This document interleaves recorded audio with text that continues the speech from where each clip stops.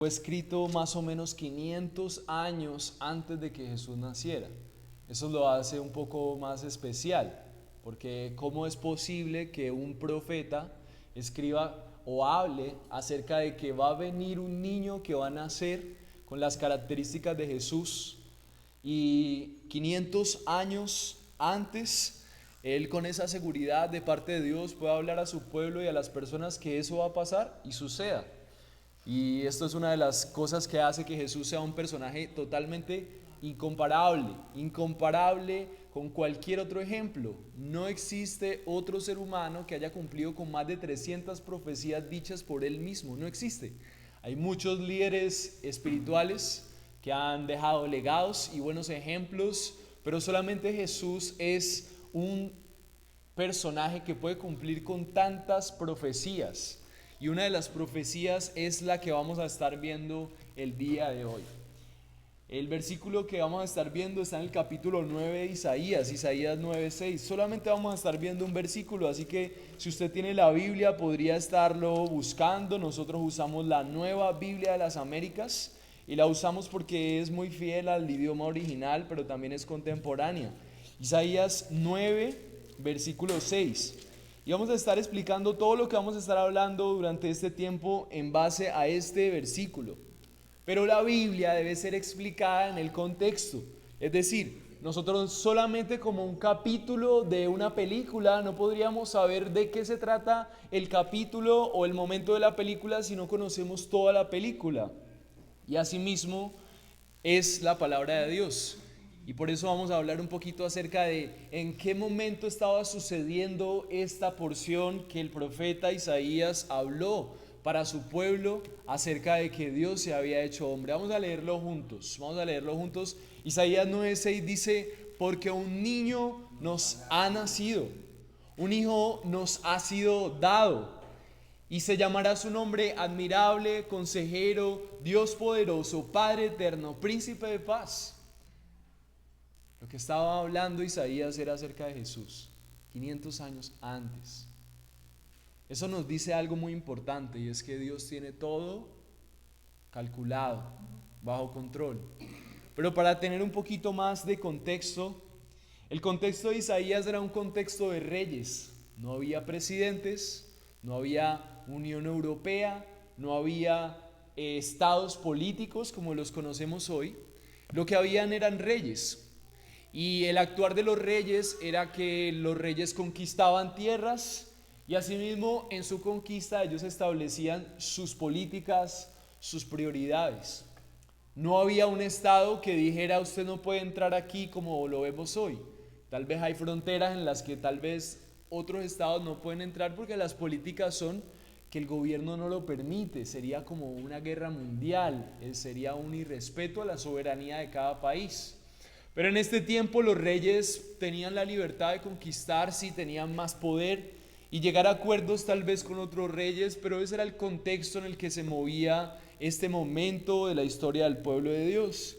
Y mientras esos reyes gobernaban, conquistaban y hacían lo que hacen los reyes, también a su vez el pueblo de Dios estaba en medio de esos reyes perdiendo la perspectiva de su rey verdadero. El rey sobre todos los reyes es Dios porque Él es Dios. Un rey gobierna, un rey tiene un reino. El único rey que puede gobernar de forma soberana, que tiene el poder absoluto, que tiene la sabiduría completa y que es fiel en su reino, justo y bueno, es Dios. Él es el único perfecto. Es inclusive el pueblo de Dios, el pueblo que Él había escogido desde el principio, el pueblo hebreo, que después se convirtió en ese pueblo judío, vio que las otras naciones tenían reyes y ellos anhelaban muchas de las cosas que las otras naciones tenían, y entonces empezaron a pedirle a Dios reyes, y entonces todo empezó a convertirse como en un anhelo de ser como las otras naciones. Y ese es el peor error que ha cometido el pueblo de Dios. Ahora, usted y yo nos preguntaremos por qué es importante estudiar hoy en el 2024 el nacimiento de Jesús en la historia de un libro, un profeta que se escribió 500 años antes de Jesús y de Jesús para acá hay más de 2000 años, entonces estamos hablando de más de 2500 años, ¿cómo este mensaje va a ser relevante para nosotros? Y me acordé de un versículo que estaba leyendo hoy. Me sorprendió mucho en mi lectura de la Biblia anual. Me encuentro con este versículo, tal vez no lo recordaba, Eclesiastés 3:5, dice: todo lo que ahora existe ya existía mucho antes, y todo lo que habrá de existir existe ya. Dios hace que todo vuelva a repetirse. El Dios soberano ha permitido que un libro que se escribió en el transcurso de 1500 años, eso se demoró la Biblia en escribirse, sea como un espejo. Una de las maneras en las que podemos leer la Biblia es como un espejo en el que vemos que nuestra historia se parece a la de estos hombres. Y usted se preguntará, ¿cómo se parece la historia del contexto de Isaías con nuestra historia hoy? ¿Y qué tiene de relevante que haya nacido un niño y un salvador? Resulta que tal vez nosotros no estamos como el pueblo de Dios anhelando los reinos de otros países. O tal vez sí, tal vez anhelamos la paz que se experimenta en otros continentes o en otros países más desarrollados, el materialismo, o tal vez nos interesa la forma en la que la educación o la economía se desarrolla. Pero aunque es diferente, en esencia es lo mismo. Seguimos deseando cosas diferentes a las que Dios podría darnos. Herman Bavinck, que es un filósofo y teólogo muy conocido, dice que la realidad del sufrimiento en la humanidad evoca que todas las personas tengan la necesidad de verse libres de ese sufrimiento. Todos los humanos tienen la necesidad de dioses, decía Homero en el libro más famoso de él, que era la Odisea. Pero dependiendo del sufrimiento, el ser humano crea sus propios dioses y su propia manera de salir adelante. En ese momento, lo que más parecía admirable eran los reinos y los reyes.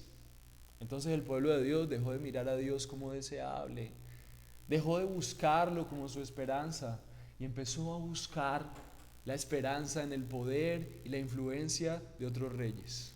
¿Qué se parece eso a nosotros? Tal vez hoy no idolatramos eso. Tal vez nos conformamos con vivir en Colombia, pero nosotros el día de hoy idolatramos cosas como nuestra cultura.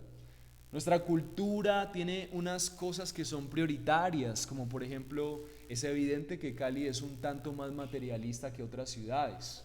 Y anhelamos tener dinero para poder ser felices. Confiamos en que nuestro rey dinero pueda satisfacernos y liberarnos del sufrimiento de la pobreza.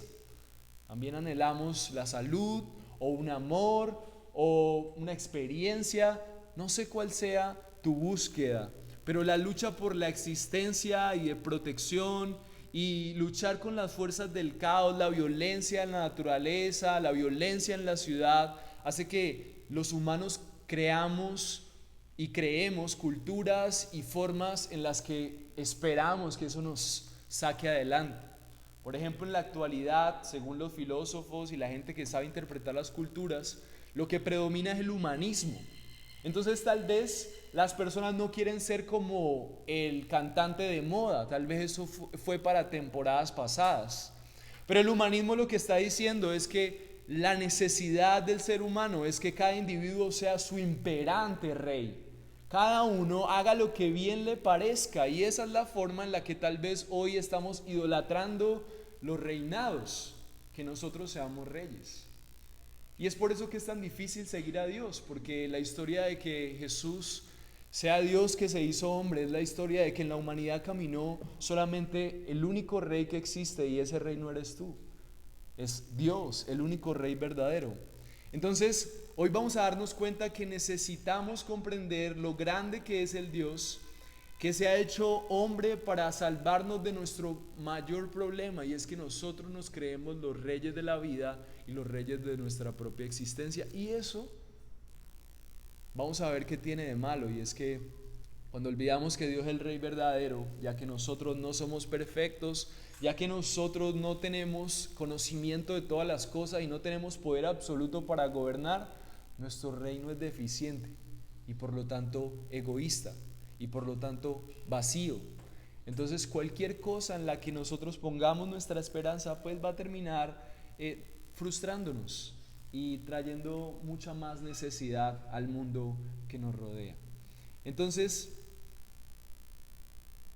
¿qué tenemos que ver hoy? Quiero que recuerden hoy. Necesitamos gozarnos y rogar por entender la dimensión del Salvador que se te ha sido dado. Necesitas gozarte y rogar por entender la dimensión del Salvador que te ha sido dado. Y entendiendo ese contexto de lo que estaba pasando con Isaías, vamos a ver un poco de lo que era la característica de las personas de esa época. Dios estaba realmente molesto porque las personas buscaran otra cosa en lugar de Él. Isaías 1, versículo 2 dice: oigan cielos y escuchen tierra, porque el Señor habla. Hijos crié y los hice crecer, pero ellos se han rebelado contra mí. El buey conoce a su dueño y el asno el pesebre de su amo, pero Israel no conoce, mi pueblo no tiene entendimiento. Ay, nación pecadora, pueblo cargado de iniquidad, generación de malvados, hijos corrompidos, han abandonado al Señor, han despreciado el Santo Israel y se han apartado de Él. Esta es la expresión de Dios en la boca de Isaías. Lo que Dios estaba diciendo era: lo peor que han hecho ustedes, pueblo de Dios, es buscar a otros reyes como su refugio. Lo que produjo eso en el pueblo de Dios es que ya como el rey verdadero, que era Dios, no era el centro de su adoración y sus corazones. ¿Saben qué fue lo que le pasó al pueblo de Israel? Empezó a ser conquistado por esos reyes a los cuales ellos admiraban, y cada vez entraron en más pobreza, en más necesidad, en más sequía. Y Eclesiastés nos recuerda que así como le está pasando a ese pueblo hace 2500 años, te puede estar pasando a ti y a mí. En lugar de buscar el refugio, la provisión, el poder y el gobierno del rey verdadero, anhelamos ser nosotros nuestros reyes, hacer las cosas a la manera correcta. Aún nos relacionamos con Dios a nuestra manera, ese dicho sí que es común. Y buscamos los anhelos de reyes terrenales. Y al final lo que produce eso son corazones conquistados por esos reyes, más secos y más lejos de la esperanza verdadera. Así que durante este tiempo necesitamos rogar que podamos entender intelectualmente y espiritualmente el Salvador que se nos ha sido dado. Pero lo esperanzador de todo esto es que en medio de todas esas cosas que Dios estaba diciéndole al pueblo de Israel a través de Isaías, hay brillos de esperanza, porque Él iba a hacer algo para cambiar ese deseo de su pueblo de buscar otros reyes falsos. Y una de las porciones que está como un brillo en medio de ese momento oscuro de ese pueblo, que era el pueblo de Dios, es el texto que vamos a estudiar hoy. Y por eso tiene tanto sentido para nosotros hoy, porque seguimos cometiendo el mismo error del ser humano hace 2500 años, pero la esperanza es la misma, es Dios mismo solucionando el problema. Pero la pregunta es: ¿cómo Jesús soluciona este problema? Y este versículo que vamos a leer nos lo recuerda. Porque un niño nos ha nacido, un hijo nos ha sido dado. Hasta ahí en esas dos cosas es un niño, se está anunciando como la esperanza, un niño. Pero también se dice que ese niño se va a dar. Ahora vamos a ver qué significa eso de que nos ha sido dado. Pero no es cualquier niño. Miren lo que dice ese niño: y la soberanía reposará sobre sus hombros. La soberanía es la capacidad que tiene un rey de gobernar sobre un reino, pero este no es cualquier reino. Es el rey que tiene la capacidad de gobernar sobre todo el globo terráqueo, sobre todo el universo, sobre todos los tiempos, sobre cada detalle, sobre cada humano. Y lo que está diciendo Isaías es que va a nacer un niño que sobre sus hombros va a tener la capacidad de gobernar sobre todo lo creado. No es cualquier niño. ¿Quién es el único que puede gobernar sobre todo? Dios. O sea que lo que está anunciando Isaías es que Dios va a tomar forma humana y va a nacer, y será llamado su nombre admirable, consejero, Dios poderoso, Padre eterno, príncipe de paz. Ese niño va a venir a cambiar, que nuestra mirada empiece a desear, deje de desear esos reinos pasajeros para ver al Rey verdadero. Así que el primer punto que quiero que veamos hoy es que un Salvador nos ha nacido y se nos ha dado. Y el segundo punto que vamos a ver el día de hoy es que así como un Salvador se nos ha sido dado, también hay unos beneficios de recibir a ese Salvador que ha nacido, ese Dios que se hizo hombre. Así que este mensaje es muy interesante, porque si nosotros tenemos la perspectiva correcta de lo que significa que Dios se haya hecho hombre, también vamos a disfrutar de los beneficios, entendiendo que el beneficio más importante es Él mismo, su amor, su presencia en nuestras vidas. La primera parte del versículo 6 dice así: porque un niño nos ha nacido. Isaías 7:14 nos lo explica mejor, dice: por tanto, el Señor mismo les dará esta señal: una virgen concebirá y dará a luz un hijo y le pondrá por nombre Emmanuel. 500 años antes de que naciera, se estaba anunciando que había una mujer virgen que concebiría y daría a luz un hijo y le pondrá por nombre Emmanuel.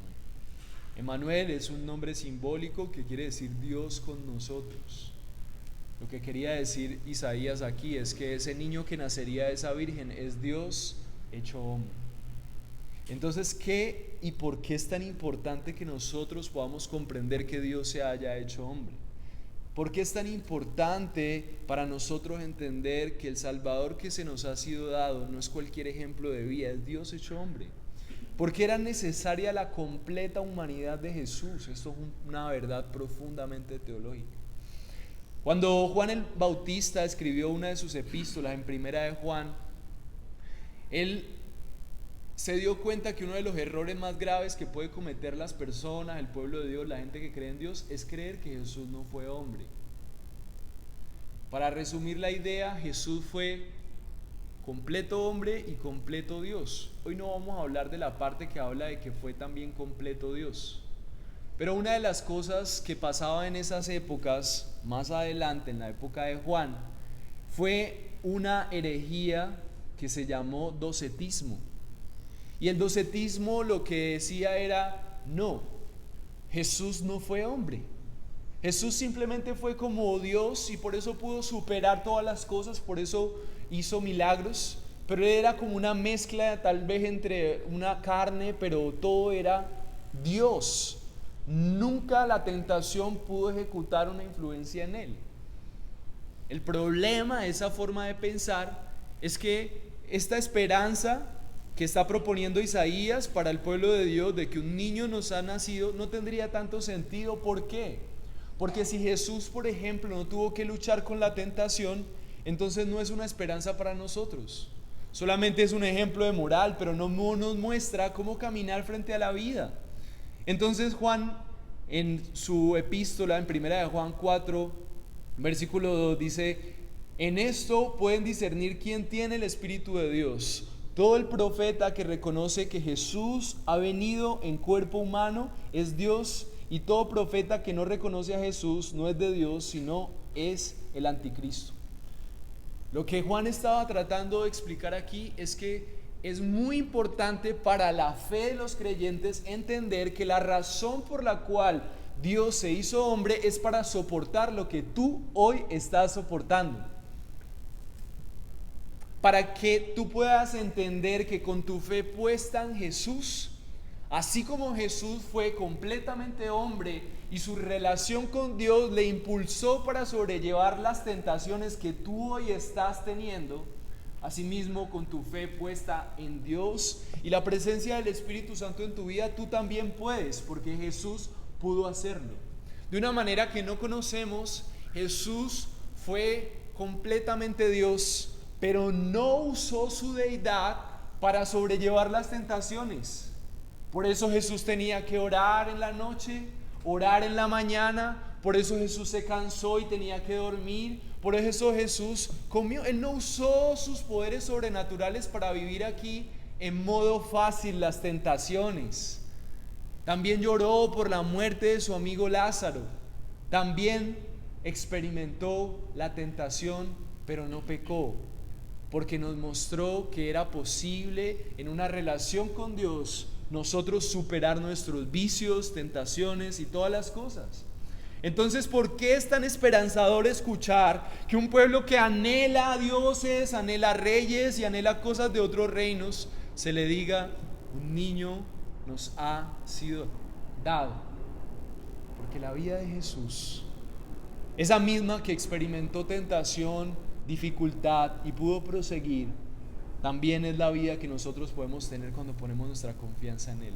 Entonces es la más hermosa de las noticias, porque los seres humanos tienen la posibilidad de reinventarse y ser lo que realmente algún día debieron haber sido. El problema del pueblo de Dios es que no se daba cuenta que era mucho más beneficioso adorar al Rey verdadero y que ese Rey gobernara sus vidas, que seguir buscando la influencia de otros dioses. Una de las cosas que beneficia que Dios se haya hecho hombre es la obediencia. Jesús no obedeció porque fuera Dios, sino por su dependencia del Padre.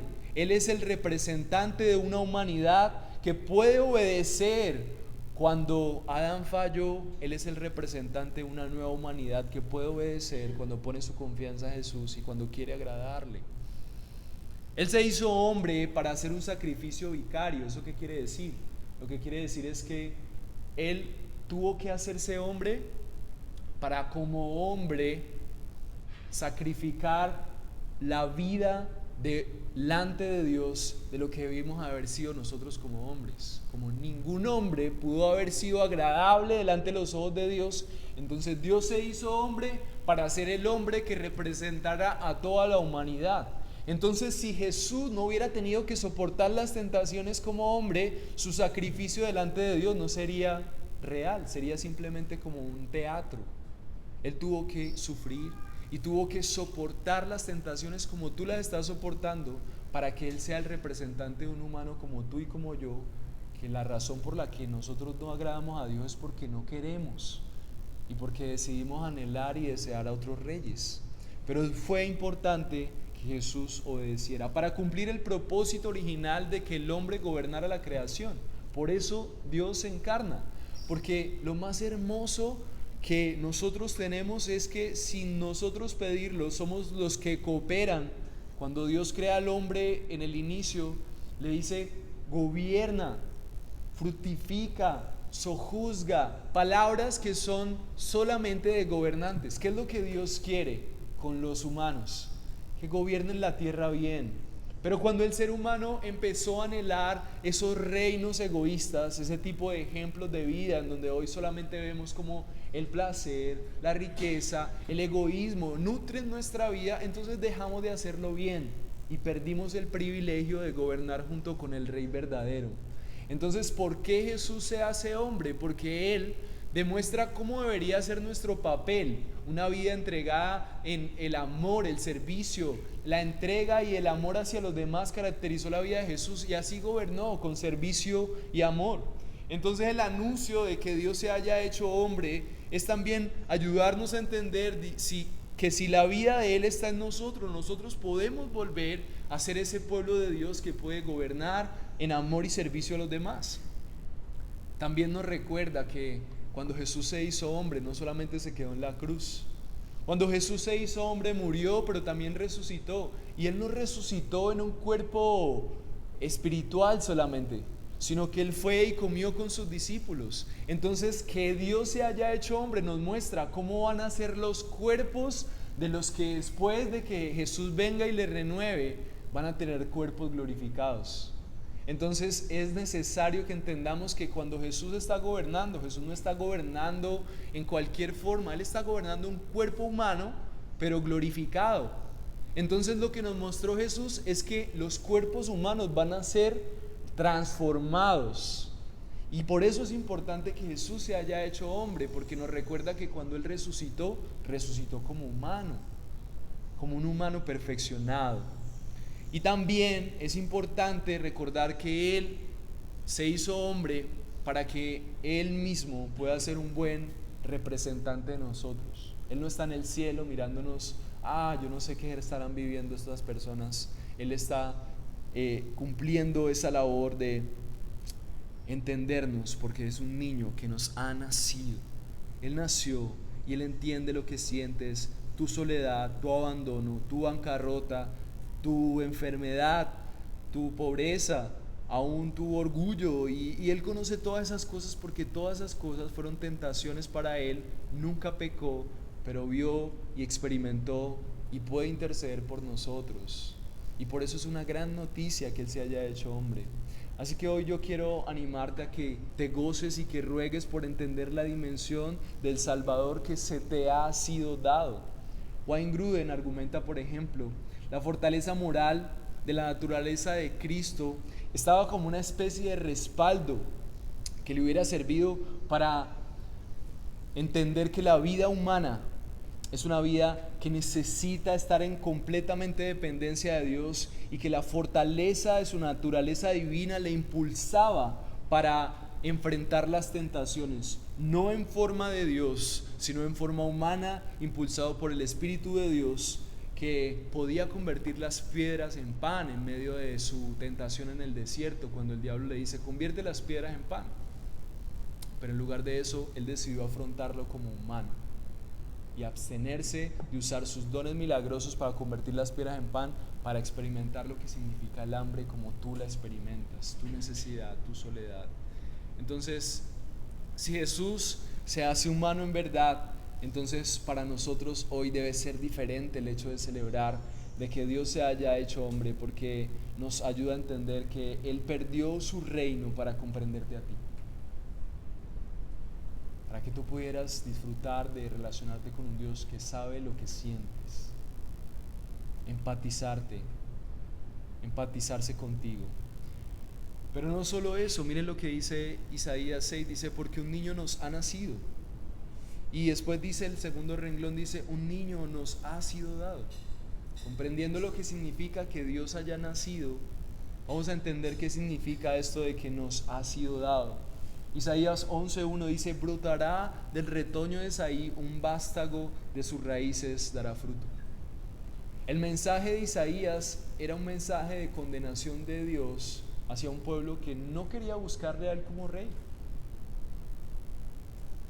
¿Qué es lo que pasa con este mundo? No quiere buscar a Dios como su rey. Tal vez quiere buscarlo como un Dios de un buen ejemplo. Jesús es un buen ejemplo. Todo el mundo quiere cantar los villancicos. ¿No se dan cuenta que todo el mundo quiere poner el pesebre? Todo el mundo quiere cantar los villancicos en sus casas y decorar. Pero cuando les hablan de que ese mismo niño creció para convertirse en el Señor de la creación, nadie quiere a ese Jesús cuando crece. Porque nadie quiere a Jesús como rey. Queremos ser nosotros nuestros propios reyes. Pero la promesa de Isaías es que en medio de todo ese tronco, dice, brotará un retoño del tronco de Isaí, y el vástago de sus raíces dará fruto. Dice como si fuera un árbol seco. Ese tronco no podía dar fruto de un pueblo que pudiera buscar a Dios como rey, pero un retoñito, como una ramita en un tronco seco, empieza a brotar, y esa ramita de Jesús.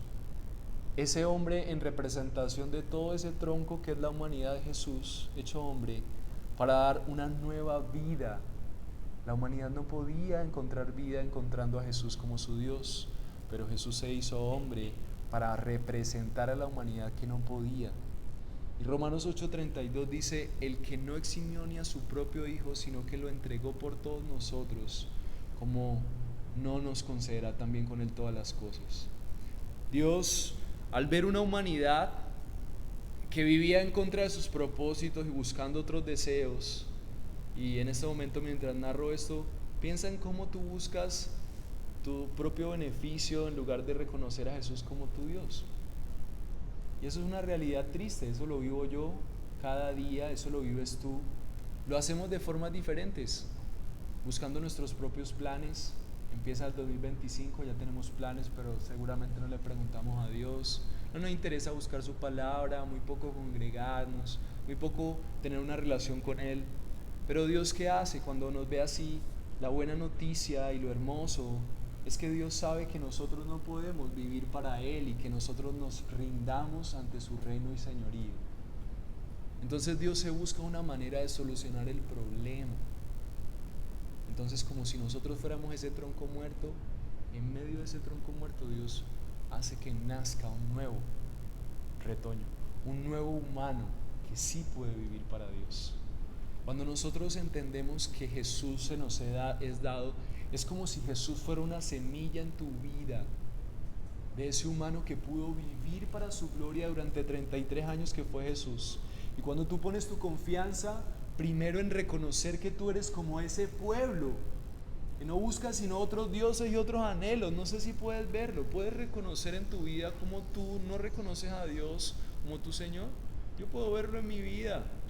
Todo el tiempo lucho, yo quiero gobernar en lugar de Dios en mi vida, quiero hacer las cosas a mi manera.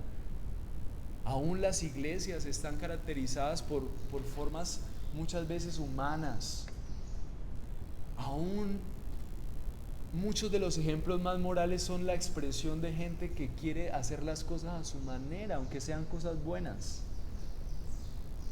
Dios quiere que vivamos para Él y eso no lo podemos hacer. Entonces Dios, dice Romanos 8:34, no eximió ni a su propio Hijo, sabía que era lo más valioso, pero lo entregó a su pueblo, para que una vez que su Hijo sea como una semilla en el corazón de su pueblo, Él brote como un humano que puede vivir para la gloria de Dios, cosa que tú no podías hacer, ni yo podía hacer. Entonces lo hermoso de que Dios se haya encarnado y además se nos haya sido dado es que se nos dio el único humano que podía vivir para la gloria de Dios y reconocer a Dios como su Rey y como su Señor. Primera de Juan 4:10 dice, y en esto consiste el amor, no en que nosotros hayamos amado a Dios, sino que Él nos amó a nosotros y envió a su Hijo como propiciación por nuestros pecados. El gran problema de buscar a otros dioses, de otros reyes y desear las cosas de otro reino que no es el reino de Dios, es que eso ofende a Dios, mis hermanos amados y familia. Nosotros no podemos vivir la relación con Dios a nuestra manera, nosotros no podemos vivir en este mundo de la manera en la que nosotros queremos, sin preguntarle a Dios cómo hacerlo, porque eso le ofende. ¿Por qué? Porque Él nos creó para un propósito. ¿Por qué? Porque Él es el Rey y Él es el Creador y las cosas tienen que ser como Él quiere, porque Él es bueno y aún lo que Él quiere nos beneficia. Entonces cuando nosotros decidimos vivir una vida buena, ayudarle a la gente, no hacerle daño a nadie, eso está chévere. Pero si eso no es lo que Dios te ha mandado a hacer, pues tú estás ofendiendo a Dios aún haciendo cosas buenas. ¿Por qué? Porque Él es el Rey y deberíamos hacer lo que el Rey quiere. La pregunta es, ¿qué quiere el Rey? No tenemos ni idea. ¿Por qué? Porque no le buscamos, porque no tenemos una relación buena con Él, porque no amamos su palabra. Entonces nosotros no podemos hacer nada porque nuestro corazón no se dan cuenta lo difícil que es venir un domingo a la iglesia. No se dan cuenta lo difícil que es buscar tiempos con Dios en su palabra. ¿Por qué es tan difícil? La palabra de Dios dice que no es difícil, la palabra de Dios dice que esto es imposible. Y la razón es porque nosotros no deseamos a Dios. Nosotros no le amamos. Pero la palabra de Dios dice, en esto consiste el amor. La hermosura y la grandeza del Dios que tenemos es que Él sabe que nosotros no le amamos. En esto consiste el amor, no en que nosotros hayamos amado a Dios, sino que Él nos amó a nosotros y envió a su Hijo como propiciación por nuestros pecados. La propiciación es el reemplazo. En lugar de vivir una vida para nosotros, Jesús vivió una vida para Dios. Y como nosotros no pudimos ser propicios, Jesús sí fue propicio. Y cuando ponemos nuestra confianza en Jesús, entonces nuestra vida es aceptada, como si fuéramos Jesús mismo, viviendo para el Rey verdadero. Por eso es tan hermoso que Jesús haya nacido, porque nos abre la puerta a conocer al verdadero Rey que no conocemos, a entregarnos enteramente, a saber que la única forma de nosotros estar bien es sirviendo al Rey verdadero. Así que yo quiero decirte, gózate y ruega en esta Navidad por entender la dimensión del Salvador que se te ha sido dado, para que renuncies a la búsqueda de riquezas, de otros reinos, anhelos de tu corazón, deseos, objetivos, empieces a reconocer que lo único que deberías estar haciendo es aceptando el Salvador que se te ha sido dado para que tú puedas conocer al Rey verdadero y no seas esclavo de otros reyes. ¿Cómo sucede esto? ¿Cómo es esto de que nosotros podemos aceptarlo aún siendo pecadores? ¿Cómo es esto de que Dios abre nuevamente la posibilidad de que seamos su pueblo, nos ame y nos respalde? Isaías 53 dice, ¿cuál es la razón por la que Jesús murió? Isaías 53 dice, miren, esto es uno de los textos que nadie quiere leer. Dice Isaías 53:10, pero quiso el Señor quebrantarlo, sometiéndolo a padecimiento, cuando Él se entregue a sí mismo como ofrenda de expiación. Verá su descendencia, prolongará sus días, y la voluntad del Señor en su mano prosperará. ¿Por qué Dios permitió que su Hijo se hiciera hombre? ¿Por qué Dios se hizo hombre? Para que fuera a la cruz. Jesús no fue traicionado por las personas y lo crucificaron y hasta ahí le llegó el propósito. No, Dios se encarnó porque quiso el Señor, dice la palabra de Dios, Dios quiso quebrantarlo sometiéndolo a padecimiento. ¿Por qué Dios quiso que su Hijo, por qué Dios quiso quebrantar a su Hijo con sus propias manos? ¿Por qué Dios quiso someter a padecimiento a Jesús? No fueron los romanos. Ellos solamente fueron un instrumento. Dios quiso someter a su Hijo, quebrantarlo como fue quebrantado y someterlo a padecimiento porque eso era lo que tú y yo merecíamos, por buscar otros reyes, por adorar otras cosas, por no desear a Dios, por traicionarle. Dice la palabra de Dios en 53:10, cuando Él se entregue a sí mismo como ofrenda de expiación, la muerte de Jesús es como un regalo para Dios, porque así es como los pecadores deberían haber muerto. Entonces Dios queda satisfecho en saber que alguien pagó por todos esos pecados. Él fue muerto como si fuera un delincuente y el peor de los pecadores. La cruz era una muerte que solamente se le daba a lo peor de lo peor de lo peor. Tanto así que era una muerte declarada maldita. Pero la bendición de esto, dice el versículo 10, dice, verá su descendencia y prolongará sus días, y la voluntad del Señor en su mano prosperará. ¿Cuál es la voluntad del Señor? De que Él pague por tus pecados. Que Dios se haya hecho hombre es tremendamente esperanzador, porque hay alguien que paga por tus culpas. No importa cuánto pecaste hoy, cuánto vas a pecar mañana, si tú pones tu confianza en Jesús, Él pagó por tus pecados pasados, presentes y futuros. Y tú serás por fe en Él como si fuera una descendencia de hijos de Jesús que se parecen a Él. Y el propósito de Dios se cumplirá en la mano de Jesús con todos aquellos que ponen la confianza en que Dios se hizo hombre para morir por sus pecados, aquellos que ofendían al Dios vivo. Es hermoso que Dios se haya hecho hombre. Si Dios no se hace hombre, tú y yo iríamos de camino al infierno. Pero cuando nosotros creemos de que Jesús pagó por nuestros pecados, no hay culpa. Y tenemos acceso al cielo. Dios es nuestro Padre. Todo esto anticipa, todo esto que estaba hablando Isaías, anticipa la venida del siervo sufriente, quien haría de sí mismo una ofrenda por los pecados de su pueblo. El Antiguo Testamento siempre nos está enseñando que la única manera de solucionar el problema es que Dios mismo lo solucione.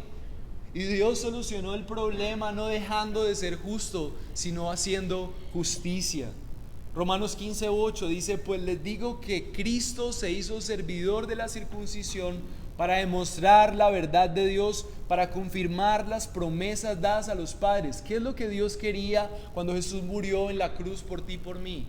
Bendecirte, para cumplir las promesas dadas a los padres del pueblo de Dios, de que ellos serían su pueblo, de que gobernarían, de que serían su descendencia. Fue necesario que Jesús muriera cruelmente para que esa muerte ya no significara para ti castigo, sino que Dios pudiera cumplir las bendiciones Para todos aquellos que ponen su confianza en aquel que pagó por él. Sigue el plan de Dios de construir un pueblo hermoso para su gloria. Y eso va a pasar. Simplemente Dios está trayendo hacia él más de su pueblo. Más gente que pueda creer en esta preciosa palabra y mensaje. Fue la voluntad de Dios que su Hijo pusiera su vida por la nuestra, y eso significa que un hijo nos ha sido dado. Se te fue dada la justicia de Cristo, la vida perfecta de Cristo se te fue dada. Entonces, ¿qué mira Dios cuando ve a alguien que cree y reconoce que Jesús es su Señor? Mira a alguien completo. No está exigiéndole más cosas para que pueda ser aprobado. Mira a alguien aceptable porque ve en él ese vástago, ese hombre perfecto que fue Jesús. Y por eso vale la pena creer que Dios se hizo hombre. Así que si has puesto tu confianza en el Dios encarnado, has recibido su vida, pero también has recibido no solamente su vida para salvarte de la condenación, sino que has recibido su poder para vencer la tentación. Y tienes que alegrarte porque la celebración de la Navidad para ti entonces es realmente hermosa. Si crees y si vives como si Jesús fuera tu Señor, debes entender que eres el beneficiario de una relación hermosa. Pero si tú no has abrazado la verdad de que Jesús es tu Rey, entonces te estás perdiendo de lo mejor. Y estarás bajo la conquista y la devastación de dioses falsos que van a arrasar con tu corazón y van a llevarte a la perdición. Sin darte cuenta, vas a ser engañado. Lo peor de buscar esos reyes falsos es que te roban la oportunidad de ser parte del gobierno amoroso y generoso que solamente Dios tiene. Justino Mártir escribió una carta que decía que ellos consideraban el sacrificio de Cristo por nosotros una reconciliación completa con Dios que garantizaba la salvación plena, el perdón y la vida eterna. Cuando ponemos nuestra confianza en Jesús, nosotros podemos tener eso y mucho más. El segundo punto para finalizar, solamente quiero poner algunas cosas que son beneficios que solamente tenemos en Jesús. Los beneficios de recibir a el Salvador que nació. ¿Cuáles son y por qué es tan importante abrazar a Jesús como Dios hecho hombre? El mismo versículo dice, alguno de esos versículos dice, la soberanía reposará sobre sus hombros. ¿Qué significa eso? Solamente Dios es soberano. Así que cuando tú pones la confianza en el Jesús, que es el Dios que gobierna sobre todas las cosas, tú estás del lado del equipo ganador. Él es el único que gobierna sobre todos los tiempos y no hay nada más hermoso que tú estés del lado del único rey que gobierna sobre todo. Eso te da profunda confianza, eso te da profundo aliento en la necesidad, en la bancarrota, en el quebranto. Eliminas la zozobra y la ansiedad porque estás del lado de aquel que confiaste como rey soberano. Admirable consejero. Miren, esta palabra es clave porque en este tiempo habían reyes en Israel que no eran admirables y sus consejos fallidos. Eran dioses, eran reyes que le fallaban al pueblo, no podían hacerlo bien. Asimismo, todo aquello en lo que tú estés poniendo tu confianza, ya sea dinero, amores o cualquier cosa que sea terrenal, son dioses que te van a fallar. Pero la palabra de Dios dice que Jesús es el admirable consejero. Él es el único rey que al llevar a cabo sus propósitos en tu vida lo hará fielmente y siempre te dará lo mejor. Nadie puede proponerte eso. Por otro lado, la palabra de Dios dice que después de que dice que la característica de este niño es que es el admirable consejero, es Dios poderoso. ¿Por qué es tan importante nosotros entender que ver a Dios encarnado es poder? Porque al igual que ese pueblo de Israel en esa época, eran abatidos por diferentes influencias y reyes que los llevaban en esclavitud. ¿Qué tiene que ver eso con nosotros? Si nosotros creemos en el Rey verdadero, entonces su poder está con nosotros para liberarnos de nuestra esclavitud, para liberarnos de nuestros vicios, para liberarnos de un futuro negativo, de un contexto que solamente piensa en las cosas malas. El Rey es poderoso para darnos lo mejor. Y también algo hermoso es la frase final, Padre eterno. Ese Dios poderoso, ese Dios que se hizo hombre en Jesús, se convierte en tu Padre. Una de las verdades más liberadoras que una persona que cree en Dios puede entender es que Dios no es un Dios lejano, sino así como dice Romanos 8:15, no hemos recibido un espíritu que nos esclavice otra vez al temor, sino un espíritu que nos permite clamar, Abba, Padre. Las personas que han puesto su confianza en un Dios que se ha hecho hombre para estar cerca a ellos, son personas que entienden que Dios es su papá y que no están solos, que les ama, que les acompaña, pero además no es cualquier padre, es un Dios que se hizo hombre y les entiende, sabe llorar con sus hijos, sabe entender qué es lo que necesitan, sabe darles lo mejor. Para nosotros es muy importante entender que Dios se hizo hombre porque también Él entiende cómo tratar a sus hijos humanos. Es nuestro Padre. No te puedes perder el privilegio de disfrutar de la paternidad de Dios. No hago sino repetir, si Dios me mira a mí como yo miro a mi hija, entonces estoy en el mejor de los momentos y sé que Él me mira mejor. Sé que Él desea mejores cosas para mí que las cosas que yo deseo para mi hija, porque yo no soy tan bueno para desear lo mejor para ella, y aún así siento que la amo tanto. Si nosotros supiéramos el beneficio que hay de que Dios sea nuestro Padre, nosotros no buscaríamos esperanza en nada más, sino en su paternidad. Y por último, no menor, dice la palabra de Dios al final, en el versículo 6, príncipe de paz. Lo peor que le podía pasar a la humanidad es que cuando busca otros reyes se convierte en enemigos de Dios. Pero Jesús vino a establecer la paz entre enemigos de Él, como tú y como yo, que no vivíamos para Él, y reconcilia a Dios, como si Jesús mismo en la cruz fuera un hermano mayor, en una mano atrayendo a los hermanos perdidos hacia las manos del Padre. Y esa paz es la paz que tú necesitas. Ese gobierno de ese rey verdadero es el que tú necesitas. Pero todo eso no sería posible si Jesús no hubiera sido Dios que se hizo hombre. Y por esa razón el día de hoy yo quiero decirte que celebres que Dios cumple su palabra porque es soberano y eso puede ser un beneficio para ti. Celebramos que ese admirable gobierno puede ser a nuestro favor. Celebramos que su poder para vencer la muerte también es su poder para vencer tus batallas. Celebramos que el gozo que trae la paz de un Dios que ha hecho la reconciliación cuando estábamos en guerra será la paz que te sostendrá hasta que ese rey regrese. Busca aprender de la palabra de Dios para ver qué quiere el rey. Congrégate en una familia de pecadores que han entendido que necesitan someterse al rey. Por eso venimos, porque Él es el rey. ¿Saben por qué se celebra la adoración el domingo? Porque Dios, que es el rey, trabajó todos los días y dijo que un día era el día de descanso. Y celebramos el domingo porque Jesús resucitó el domingo. Y toda la iglesia siempre recuerda que el rey se encarnó y ahora resucitó, y por eso necesitamos venir a adorarle. Recuerda que el método del rey para gobernar a su pueblo es a través de la iglesia. ¿Qué fue lo que Jesús vino a hacer? A morir en la cruz.